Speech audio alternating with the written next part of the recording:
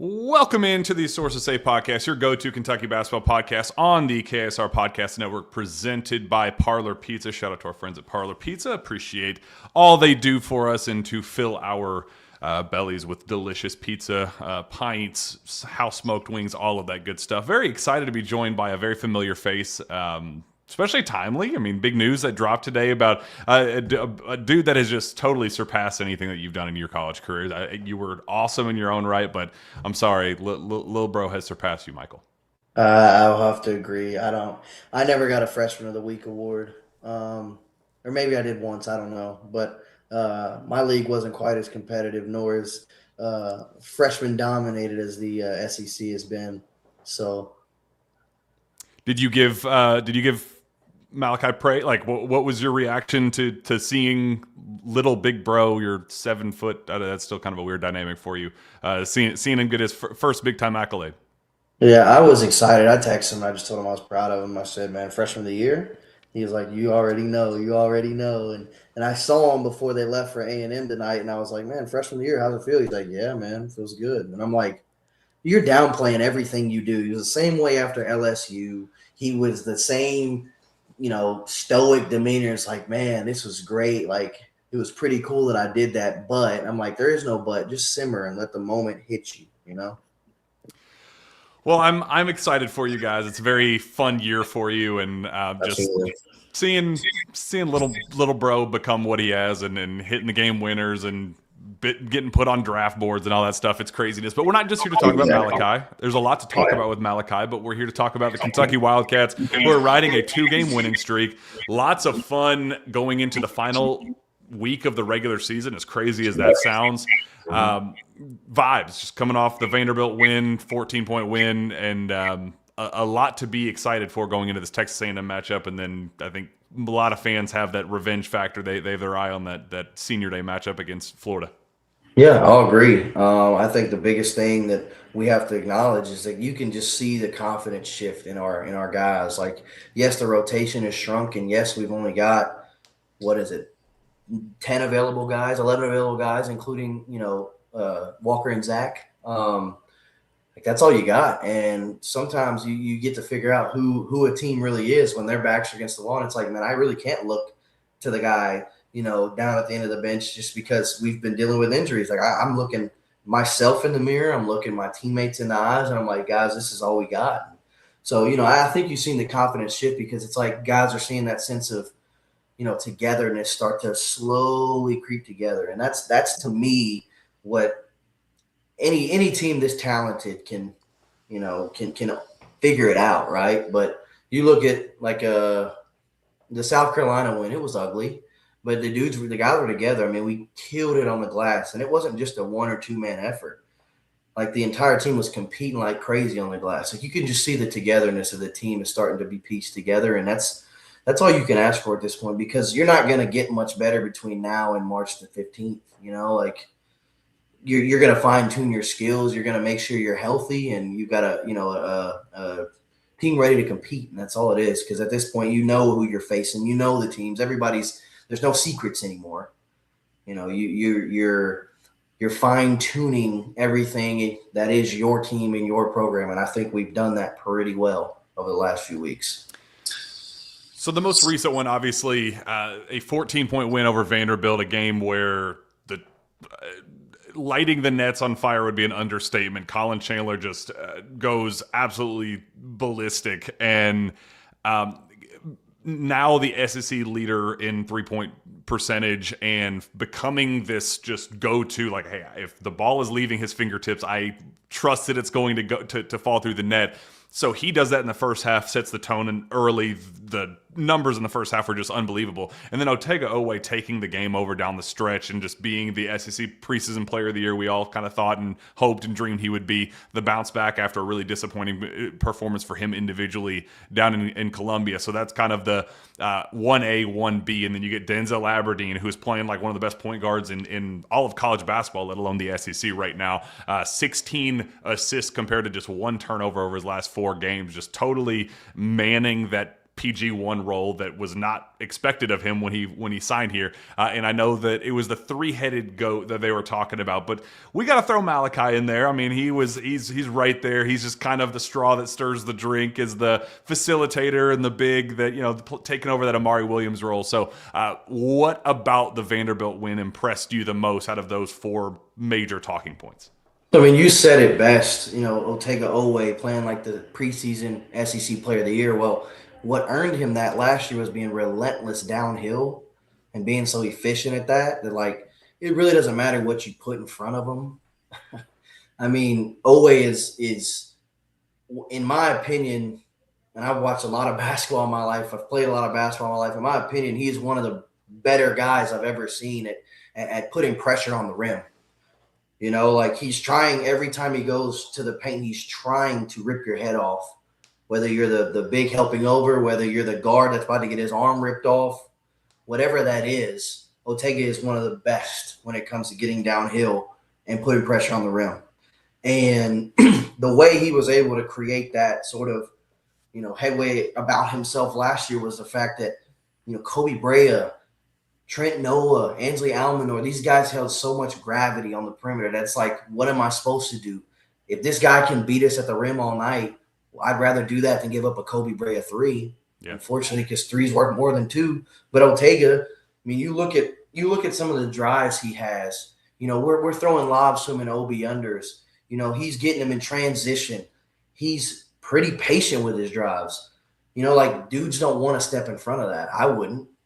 And then Colin Chandler, in my opinion, he's starting to enter Kobe Brea territory in just the confidence that his teammates, he himself, his coaches, and the fans have in him as far as knocking down shots. I mean, every time he lets it go, it's like, we just go ahead and put it on the board. Let's see who gets it on the board first. Is he going to make the shot or are they going to put the three up? Because it's going to happen either way. It's the inevitable, right? And then Denzel, I think Pope put it best in his post game. He said he came here expecting to do one job and is now shifted to being somebody who is in a totally different role than what they expected coming here.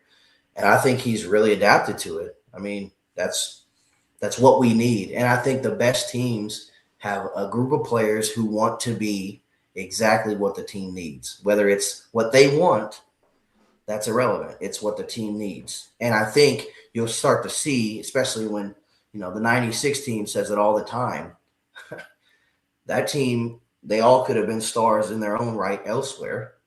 But if we buy in, everybody prospers. And I think that this team's starting to see the benefits of that type of process. Is like, man, it really doesn't matter if like Otega can get, I mean, we saw it, two of our losses recently. Otega had career games. It can't always, we can rely on our player of the year, but it can't always be that way because you're going to find out pretty quickly you do need a second and third horseman to come in and kind of support that. And so, I think for me, like you see each of these guys starting to become stars in their roles. So I think that's the biggest thing as far as Vandy. Everybody was a star in their role. Malachi was assertive in the post.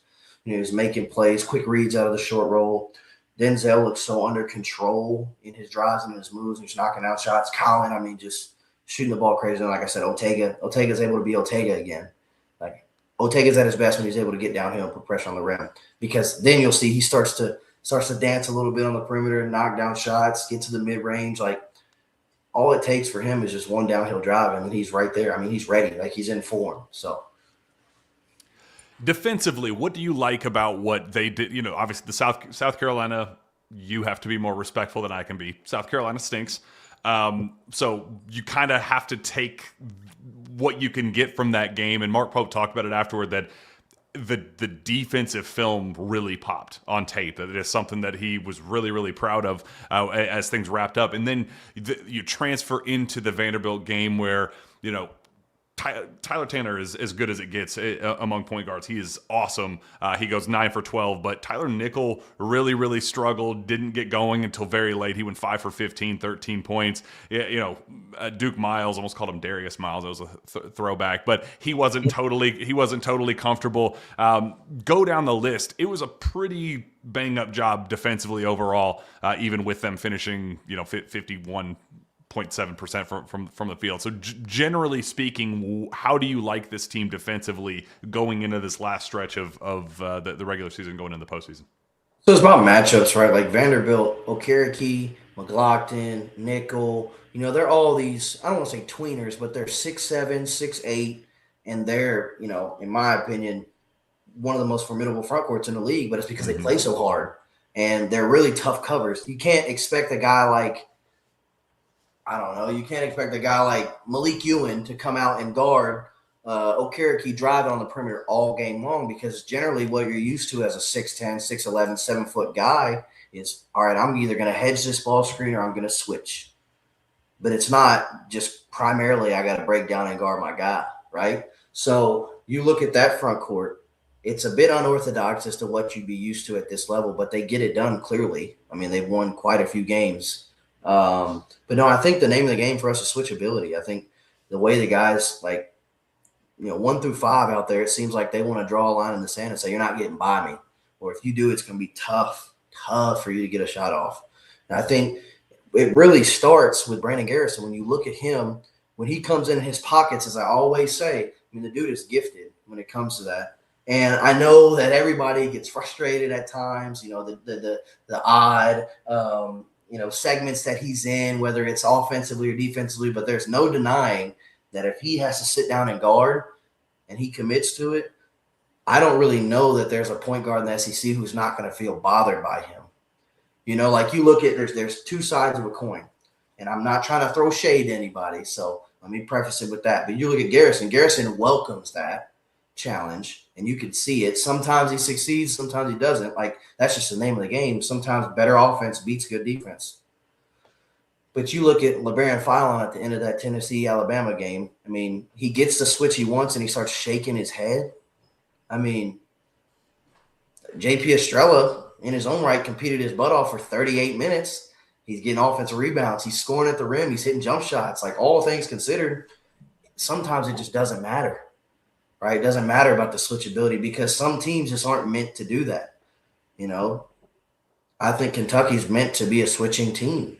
I think they're meant to be full of guys that are willing and ready to compete like crazy on the defensive end. And I think it showed. Yeah, Vanderbilt shot 51%. Like, some of those are tricky shots, right? Tyler Tanner getting a step through on a 7-footer. Like, some of these shots. Duke Miles shot 2 or 3 air balls. I mean, you look at the way we affect things. Mm-hmm.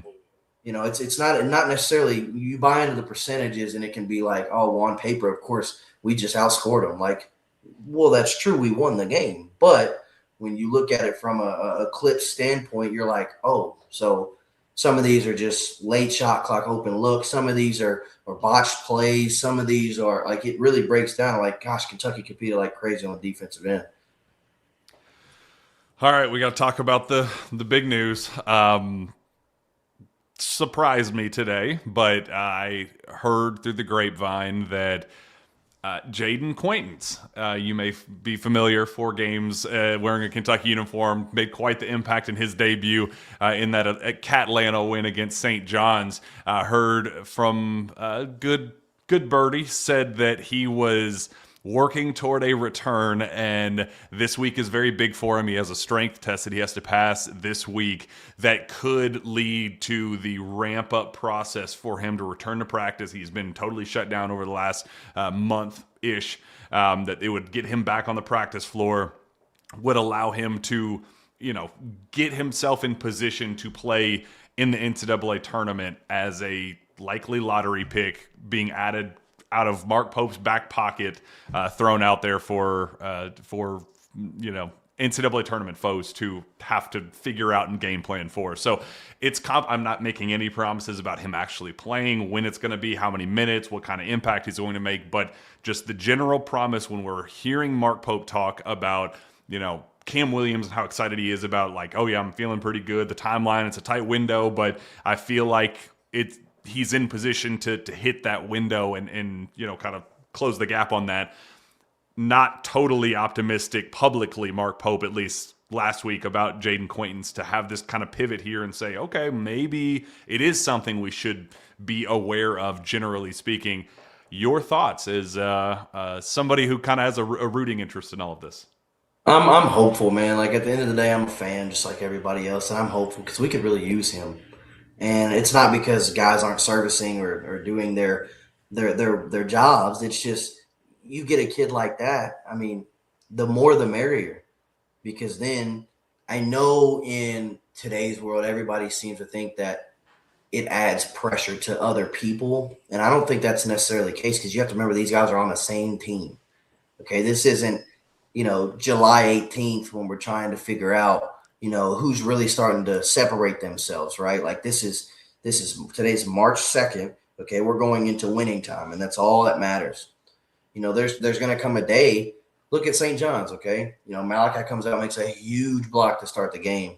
Then on the dump off, he shoots it over the rim off the backboard. I mean, you know, situations like that, you may have a guy that just comes out and is a little rattled. You may have a guy that comes out and is a little aggressive, gets in foul trouble.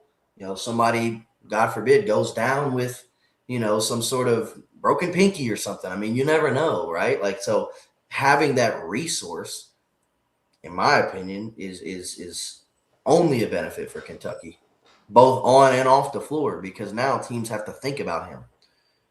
I would hate if you look at, for example, let's start digging in other teams. If you look at Arkansas right now, they had a tough go at it this weekend. Okay, Carter Knox has been out. Not that he is a world beater. He's a good player.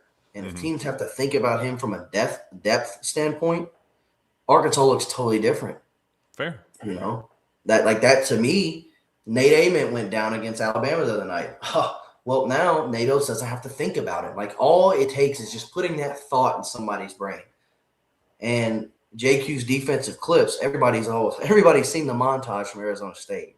Okay, everybody's seen the clips from St. John's. Everybody's seen him, what he can do and what he's capable of. So just putting that thought in people's minds, saying, dang, now I got to face the front court that Kentucky was talking about all summer long. That adds a dimension to our team.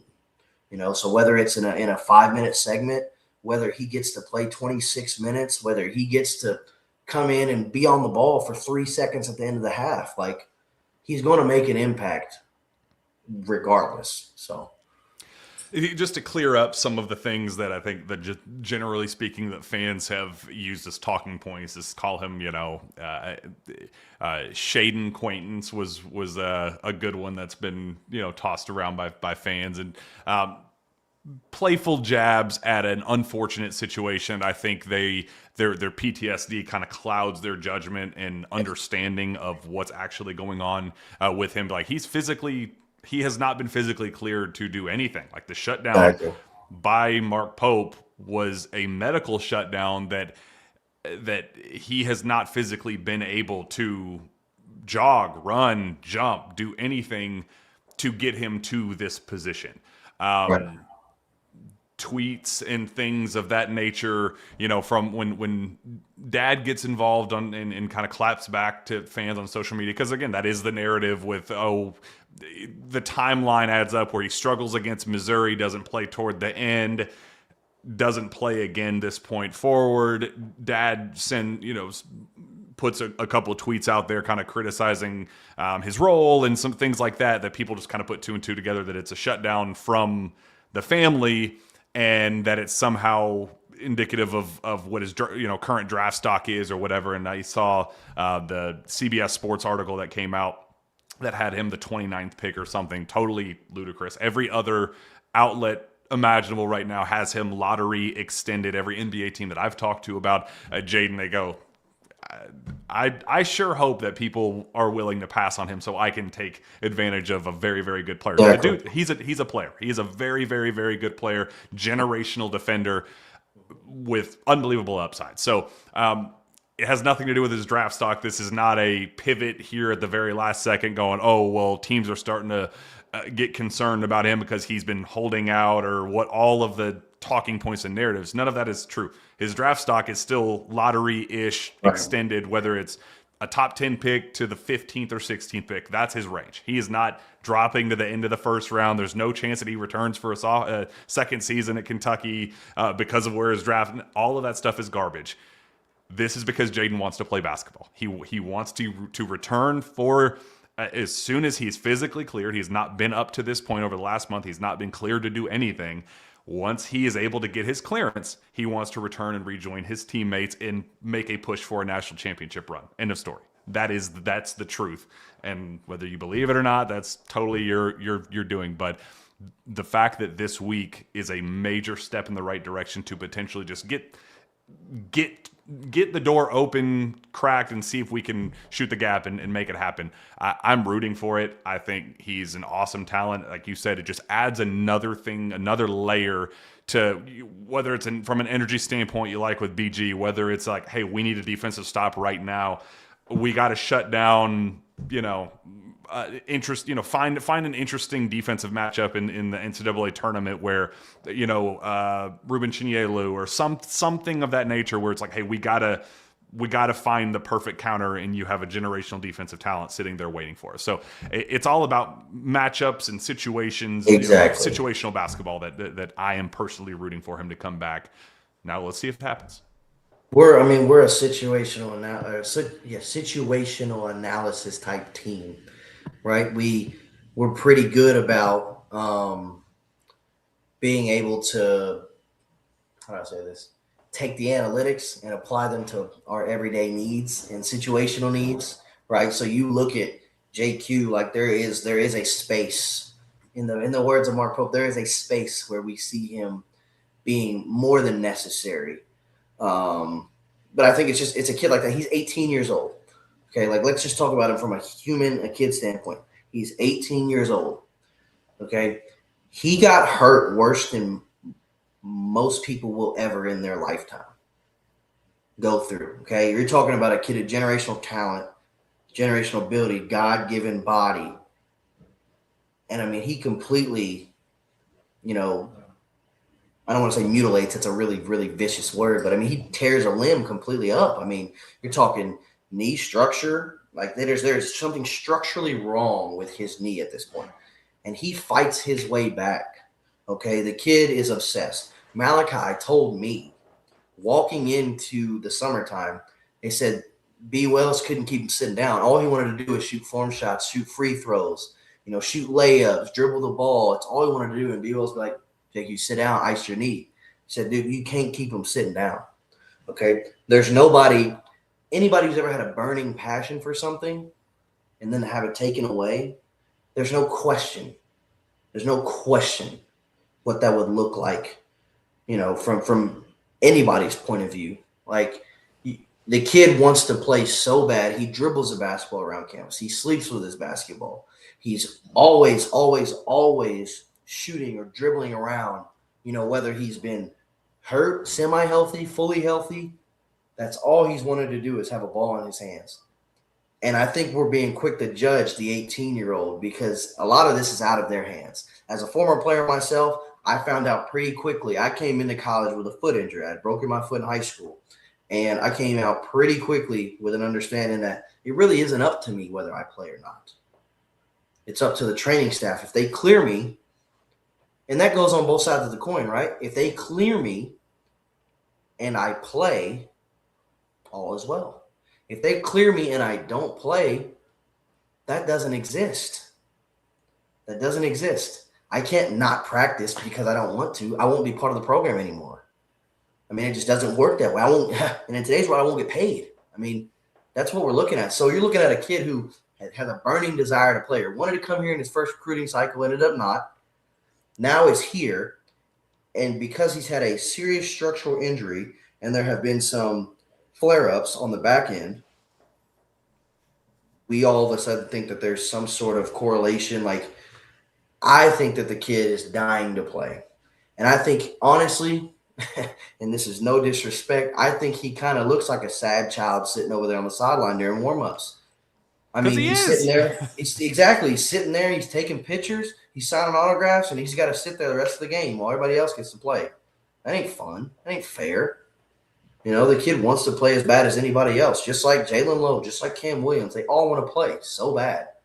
But when you're not able to play, you start to realize, like, gosh, I really love this, right? Like, I don't ever want to take it for granted again. So in turn, there's no way that a kid like that with a family like that is going to say, hey, you know what? It's all good, man. He doesn't want to play. He's not getting his way. He doesn't want to play. That's not how it works, right? The kid wants to play, and when his knee feels right, when the trainers and medical staff say it's right, he will be more than willing to come bursting out of the gates.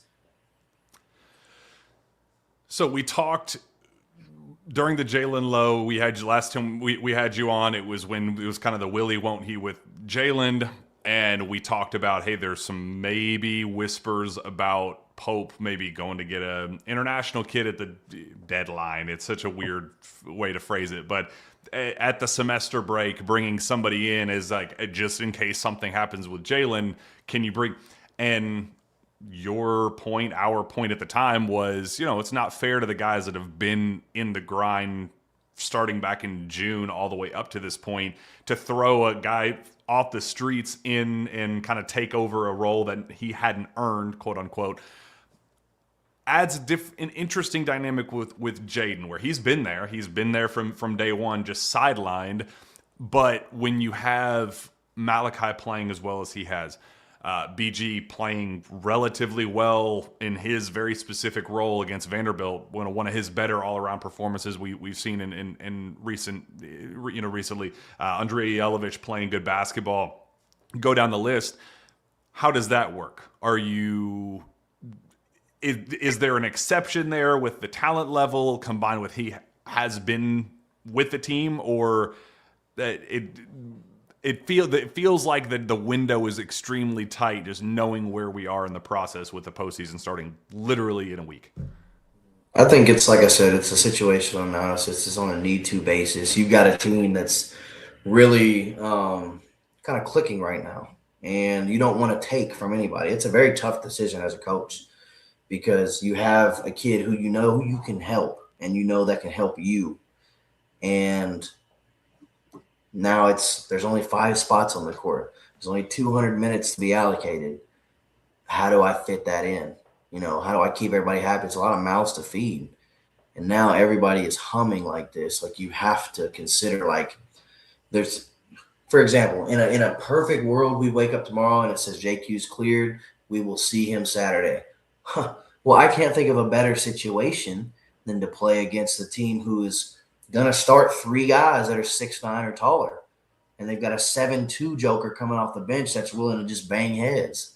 So, in a perfect world, like, yeah, you need more, front court presence. And so it's like, yeah, we need that. So now we go play Vandy. Like I said, they're kind of the tweeners. You've got 6'8" and shorter that are playing. You don't necessarily need to have 2 7-footers out there at the same time if you're Kentucky. So it's like, it's situational, and you want to find him a space where it works because, like I said, there's a lot of mouths to feed. And guys are humming. Guys have more than settled into their roles. You just have to be realistic about what the situation warrants, right? You can't kid yourself. You can't. It's about winning games at the end of the day. You can't. And I'll say it even with me. Like, Malachi doesn't do his job, there's a space for it. BG doesn't do his job, there's a space for it.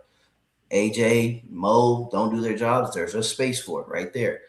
So, like, guys still have to perform the right way. Like, you look at dudes in the NBA, Jason Tatum's about to come back to the Celtics. You're telling me I forgot the big C's fan over here, but you're telling me that Missoula is going to be like, hey, JT, chill out, man. We've already got a good thing going. I'm not saying that JQ is Jason Tatum, but you get the gist. You think he's going to be like, hey, Jaylen Brown, hey, brother, Jason Tatum's here. We're good. Like, he's not going to do that, right? So you have to find a space where you've got to ease him in. But look, like, this is, and I hate to acknowledge the financial side of things, but it's like, this is a guy that we looked out for and expected a lot out of.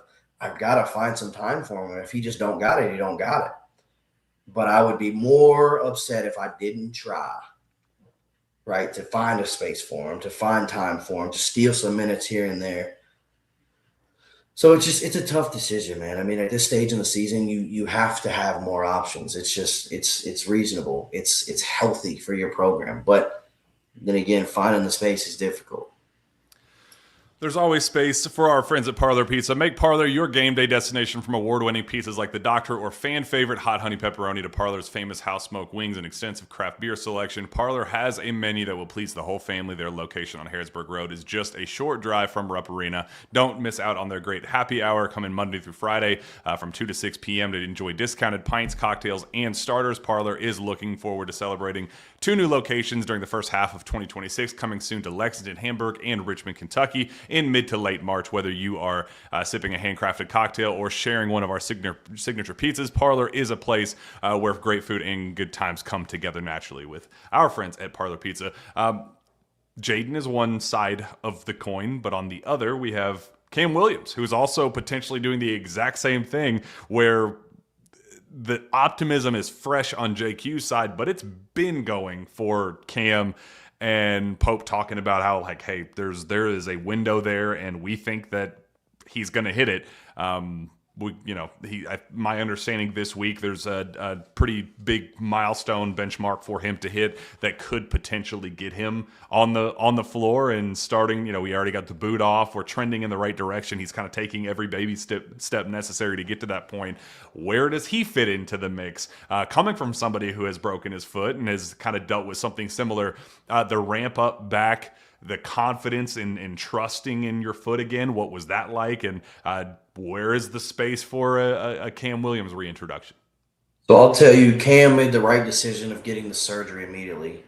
When I broke mine the first time, I let it heal organically in a cast. 6 weeks, I was out my senior year of high school. And I said, you know what, I'll make one last push for a state tournament run. We ended up making it. We didn't win the state championship. Bummer. But I healed fairly well. Playing in a charity game in April, I refractured it. Same spot, opened it again, but worse. And the next recovery was 4 months.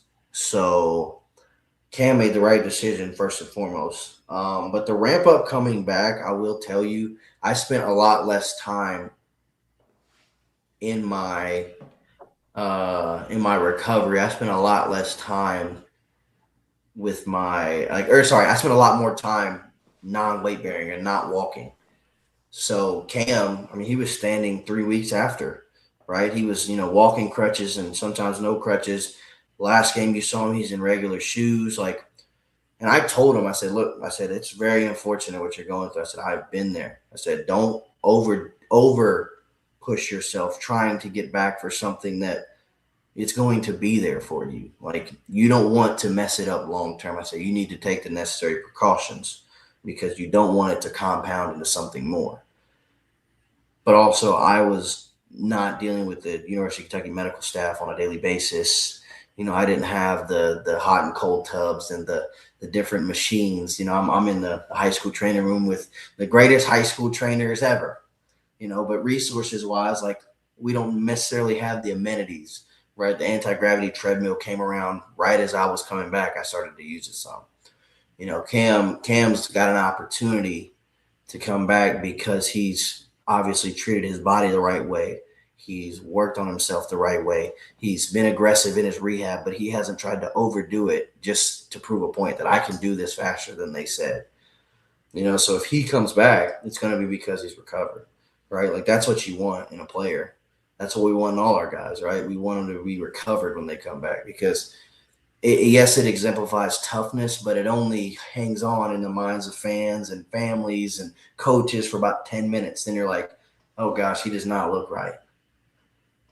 Oh gosh, this is not going well, right? And you don't want that to happen because long term, I hate to say it, but long term, you want to make sure that you are totally good before you come back because you want to be able to play for the next 10, 15 years of your life, right? So if it means sitting out one more game, if it means sitting out one more week of practice, do it.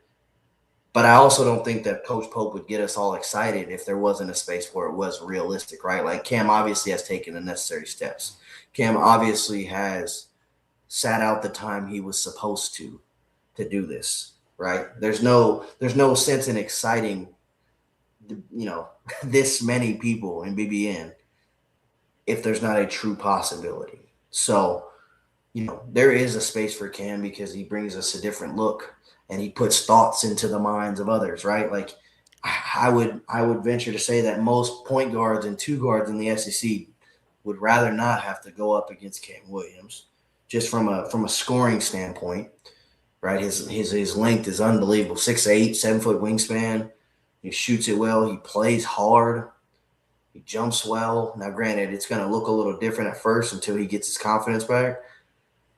But man, like there is always a space for guys that can guard and can shoot, and just happen to be 6'8" at the same time. So, there's, like I said, this roster, as much turmoil as it's created all year in the fan base, this roster is so well constructed from a talent standpoint that there's going to be space for every single man on the roster. If they're healthy, there's always going to be a space. Man, it's tough. I don't envy Pope where you have the options and you have the shiny objects just sitting here and going, man, if you can just replace BG's minutes as good as he's been, relatively speaking, if you can replace those minutes with JQ as a straight up trade, how do you not do it? Trent Noah, kind of as hard as he's played, shot hasn't fallen, but man, he's rebounding hard. Man, he's defending hard. But Cam could defend a little harder, and he has the athleticism that Trent does. Like, you start getting into those things of, man, we could retool and upgrade our roster in a week span going into Nashville, going into first week of the NCAA tournament, second weekend of the NCAA, whatever the timeline works out here in this next 3-week span. It's right there in front of us that I know you don't want to mess up chemistry. I know you don't want to, like, if it ain't broke, don't fix it with how they're playing right now.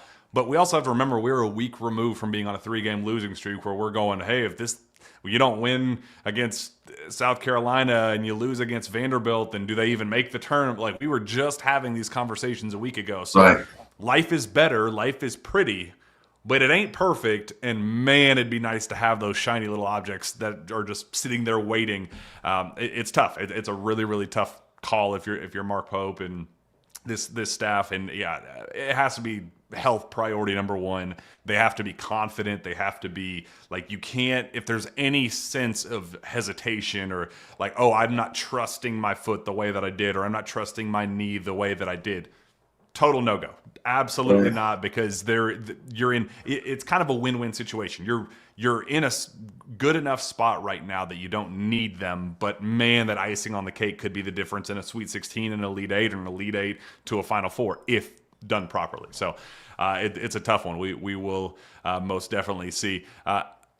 LG and KU help UC with keeping the lights on. When the lights go out, it can feel like a full court press, but staying in the know is an easy win. Update your phone number in the LG and KU mobile app or in My Account. If the power goes out, you'll get a play-by-play text from 454-358 with outage updates, safety information, and time estimates for power restoration. Can't text, no problem. We will call the landline on your account with the same update, so you're never left in the dark, because in the dark there's no defense. But with LG and KU, you're always have a team on your side working to get the lights back on and let you know what the game plan is. Update your number today at lge-ku.com/outages.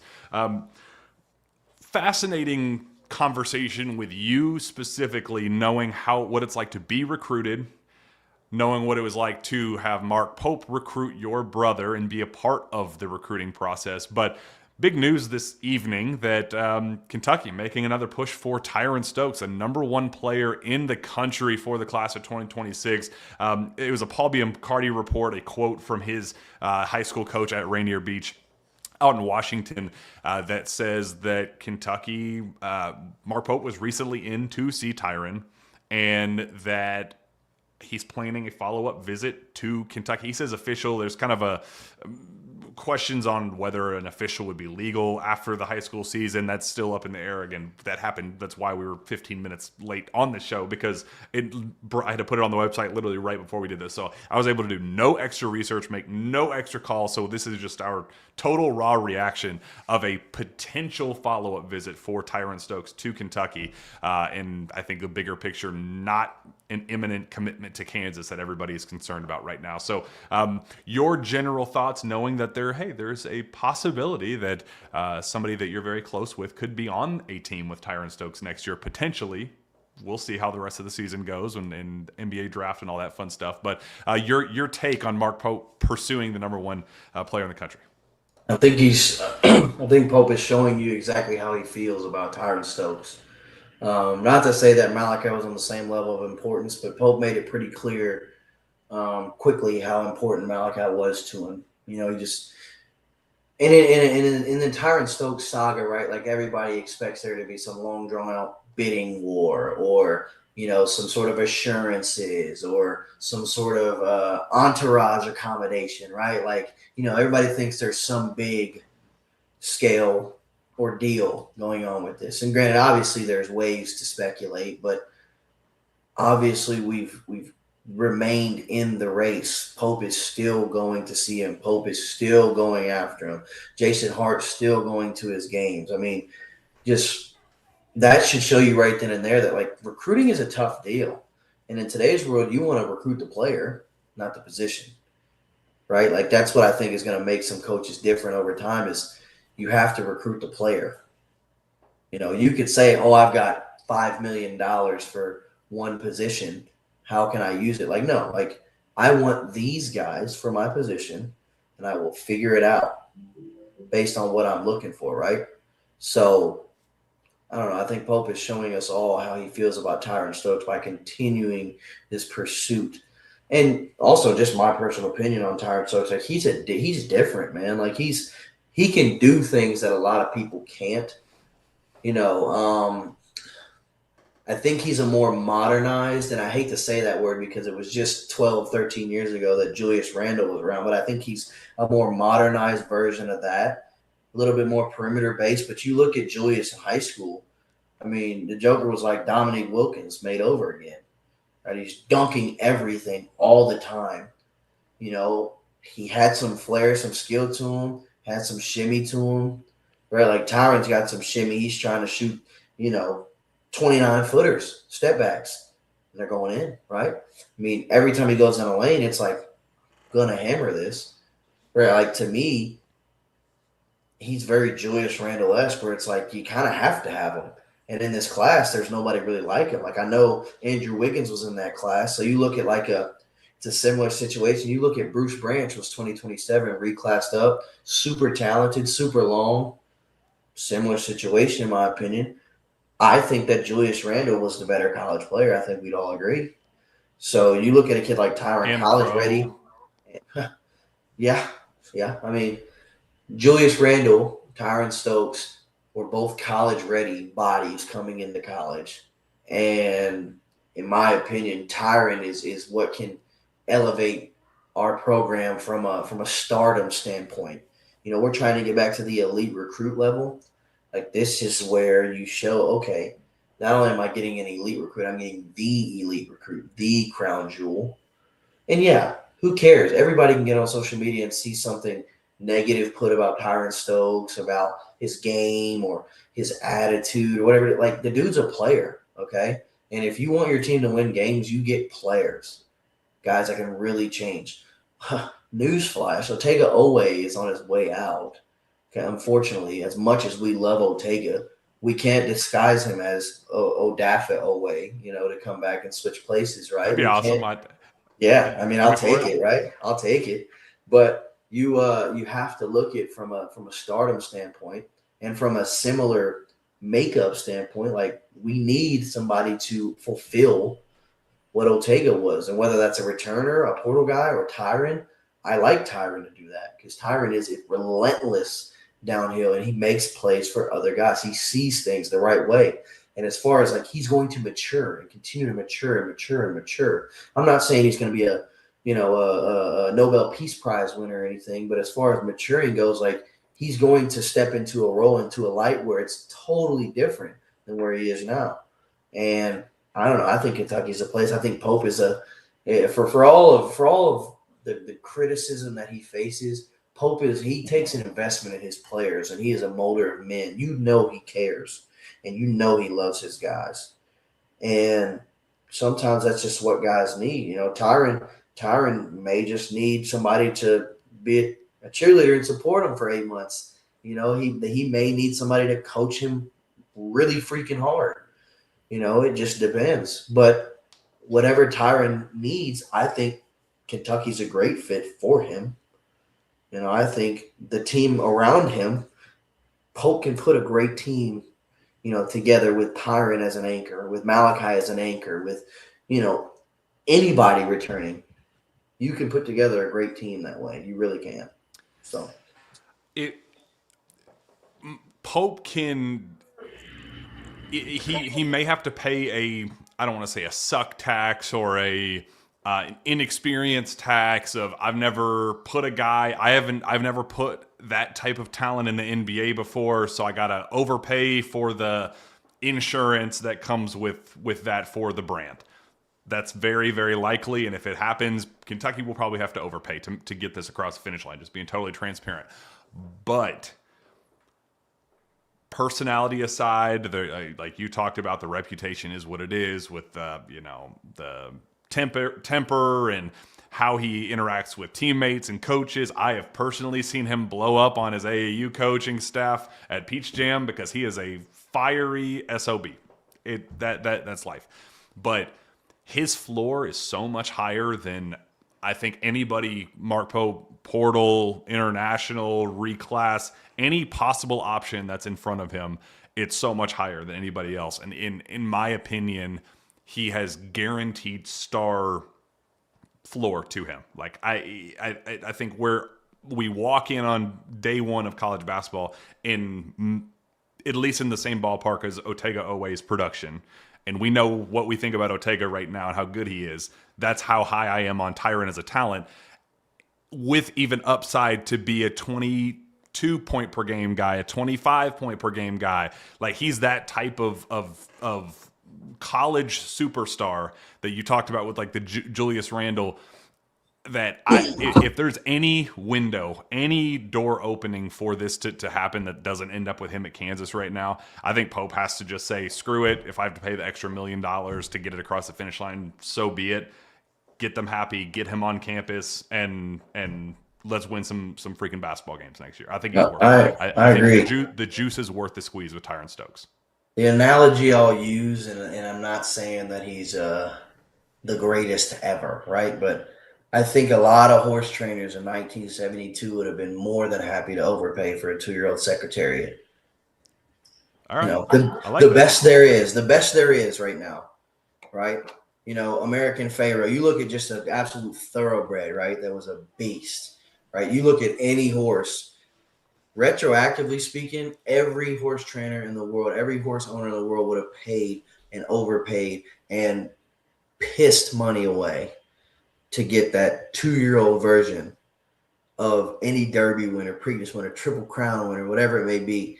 Like, if you can get the best that there is, you're going to go to great lengths to do it.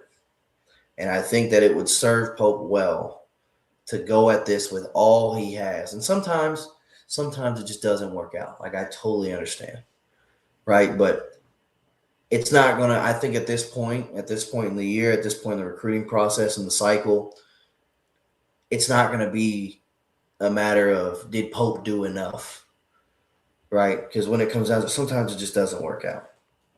You may be able to pay a kid $5 million. He may not even want to come here, right? And he may just be like, I'm gonna go ahead and take this smaller offer over here. It's where I want to be, right? Like, sometimes you can't entice kids. Now, I think a lot of money entices a lot of people. So, you're hopeful that it works out. And you're hopeful that it's not,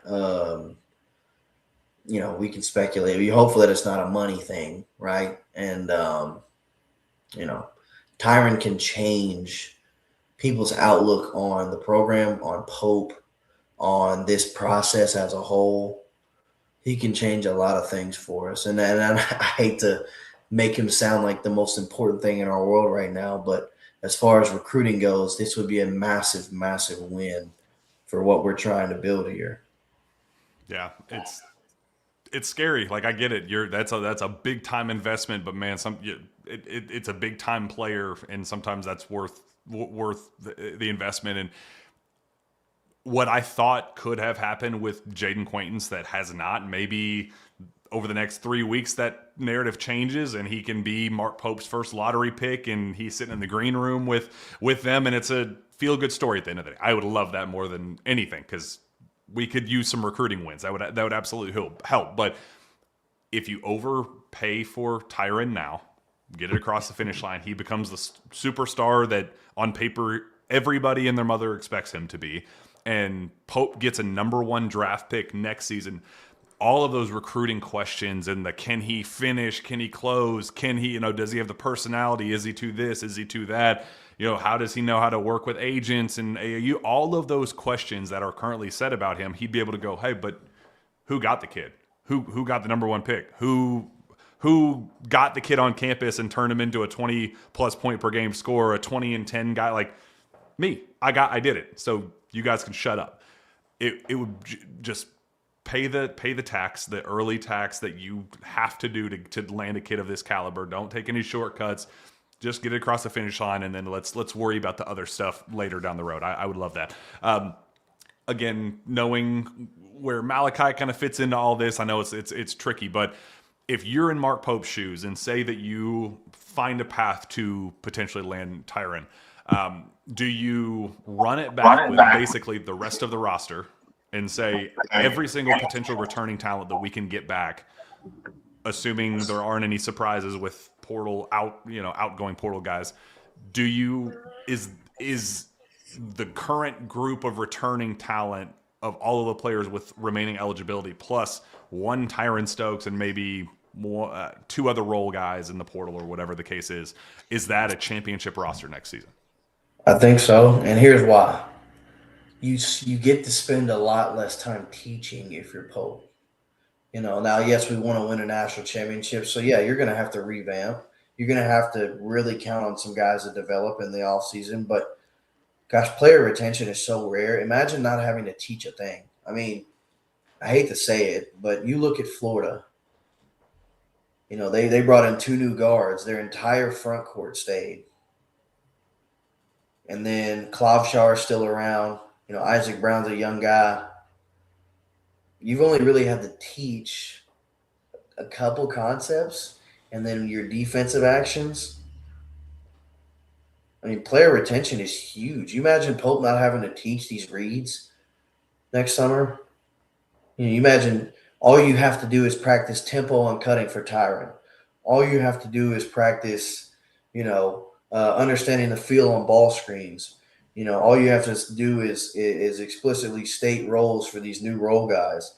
All you have to do is find, a point guard either in-house or you find a point guard that, I got Jalen Lowe. Forget about Jalen Lowe. Has still got eligibility. You look at Jalen Lowe, all you have to do is say, look, this is a 2-headed monster. I mean, you and Ishmael Leggett basically ran it at Pitt. I mean, whoever got it off the glass or whoever was the outlet man ran this break. And then, of course, when it came down to late shot clock, we know it went right back to Jalen Lowe for a grenade, right? So, I don't know. You look at the roster of guys, you look at who we have, I don't think Pope would have built this without a championship in mind. So adding a kid like that, yes, it's a massive, massive, massive hole to fill when it comes to Otega Oweh. But adding a kid like that, I think, brings so much more dimension, to a revamped roster, to a sophomore Malachi, a sophomore Jasper, a junior Yella, a junior Colin, a senior Mo, a senior J-Lo. You're talking about a freaking junior JQ. I mean, heck. You look at all the potentially returning guys, a junior Trent Noah. I mean, all these guys have junior Cam Williams. How exciting does that sound? From an individual standpoint, it sounds great. But as a team, you're looking at dudes who now not only know each other, but actually get to focus on things and build with one another. There can be a clear definition of roles and responsibilities. It's a bit more of a clearer picture. It's not uncertainty as – how is this guard room going to mesh? How is this front court going to, shell up? All things considered, player retention's there, and now dudes really just get to compete for time, and if that's all you're doing, that's a really, really tough life, I guess, if you're Pope, right?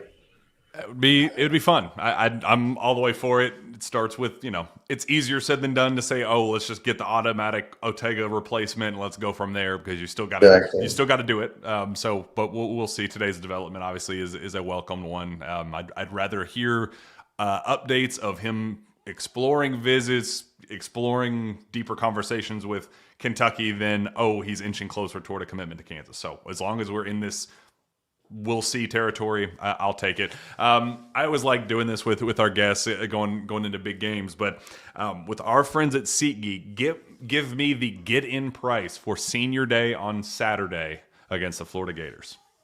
I'm gonna say the get-in price for Senior Day is gonna be $73 Ooh, good guess. Wrong. $163 for Senior Day. Hot for a ticket, baby. get-in price. No, I mean I expect it to be a hot ticket, but wow, 163 get-in price.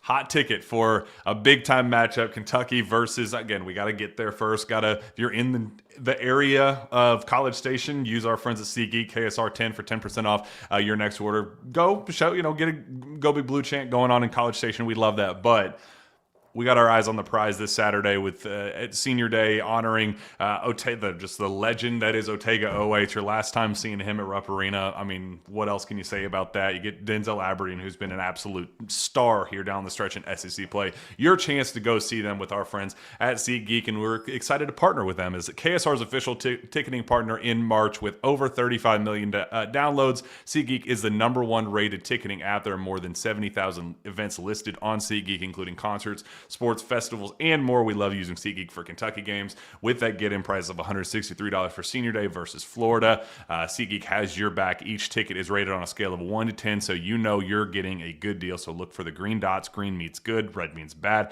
Every ticket is backed by their buyer guarantee. We have a special deal for you. Use code KSR10 for 10% off your next set of tickets at SeatGeek. That's 10% off any tickets with promo code KSR10. Download the SeatGeek app now and take advantage. Restrictions apply. Thanks again to the team at SeatGeek. Big week, Mike. Big week. How are we feeling? We got the official odds from our friends at BetMGM, a 1.5 point spread. Underdog down in College Station. How are you liking that one? And can they go 2-0 this week? How are you feeling about a 2-0 week for the Cats? I think it's possible. Senior Day, it's gonna be emotional, high energy. Florida is going to prove to us in Rupp Arena. I hate to say it, but they're going to prove to us if they're willing to be in the national championship conversation or not. Because Florida's, 95% that they're going to win this week in the midweek game, unless they don't have a midweek game. I'm not 100% certain on that, but Florida is going to be SEC champs. Regular season, first time in a decade since they've done that. Are we going to show that we have the juice and the maturity to take care of business on the road? We're not going to get to play in our gym again. We're not going to play at home again. We're not going to play in the state of Florida again. Florida plays Mississippi State tomorrow, by the way. At Mississippi State or at Florida? At the O-Dome. Okay, well, we know how that's going to go. So Florida's going to be SEC champs walking into our building. So are they mature enough to show us they belong in the national title conversation again? For us, we don't need to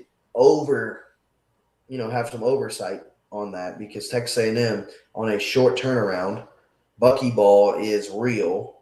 Buckyball is in your face. It is honestly, it's a little bit more fast and a little bit more aggressive version of Vanderbilt. You're looking at two of the best mid-major coaches of the past 5 years come into the SEC and succeed because their styles cause organized chaos. And so, I played against the point guard, Jakari Lane, while he was at North Alabama, and he was an absolute bear to stay in front of as a freshman. Now he's a senior or a fifth year, one of the two. And you look at that, Rylan Griffin, Rashawn Agee, or Agee, however you say it. They've got pieces on pieces on pieces. They're at home.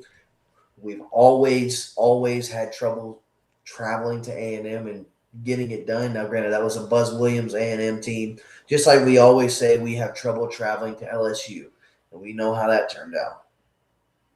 We sure do, But don't we? yeah, we sure do. But no, you get in a situation where you start looking past an opponent and they'll thump you.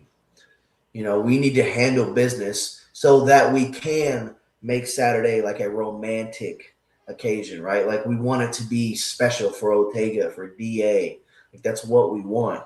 But it will not be special if we don't take care of business at Texas A&M. I feel good about it though. Overall, I think both of these teams are beatable. I think both of these games are winnable, and I think that there is a clear path. There's never going to be for the rest of the season an uncertainty of, man, I don't know if we can do it. Like, no, there is a clear path.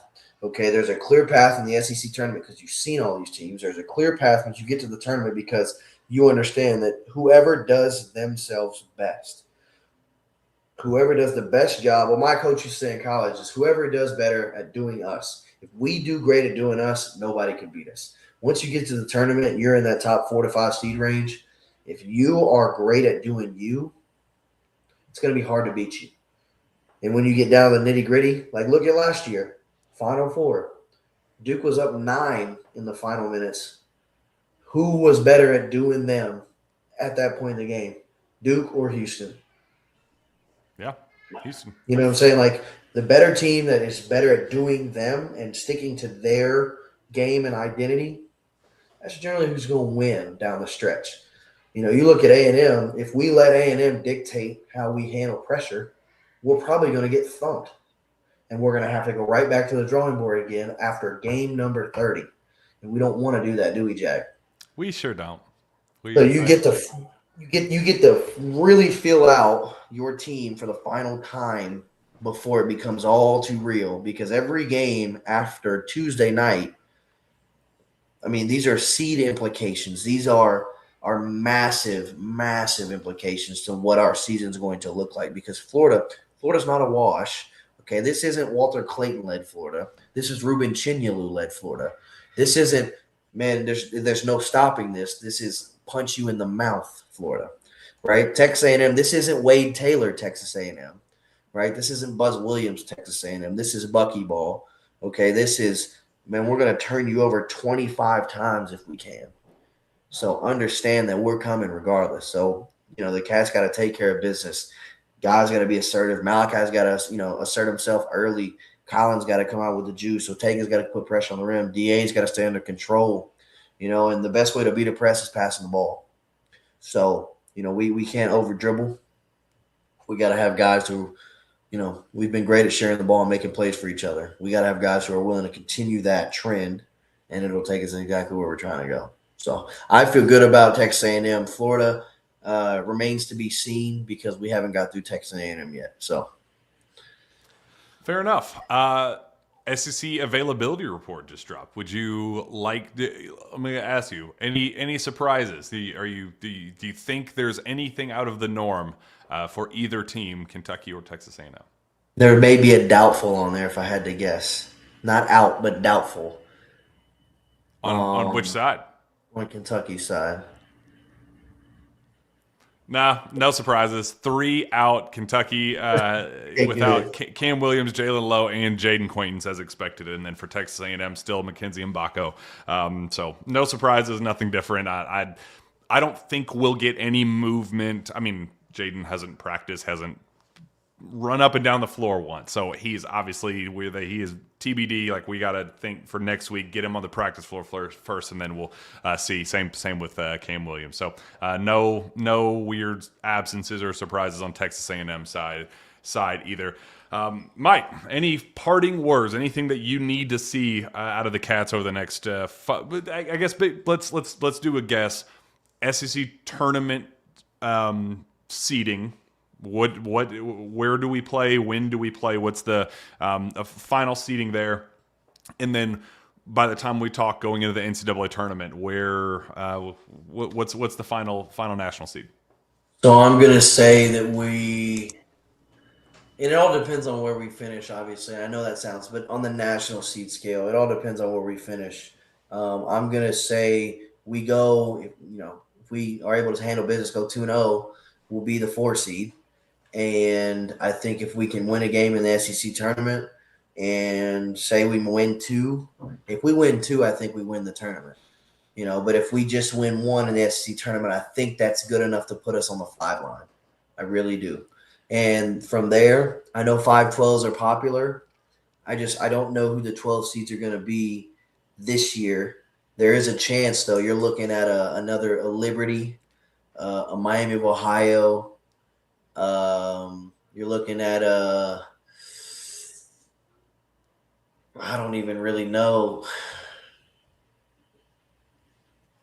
Akron, if they come out and beat Miami in the conference championship. Oh, You're looking at a team, that's tricky, right? But the problem with all the low seeds that I think people forget about is like these teams are all coming off like 3, 4, 5, 7, 8 game winning streaks. I mean, these aren't teams that they're used to winning.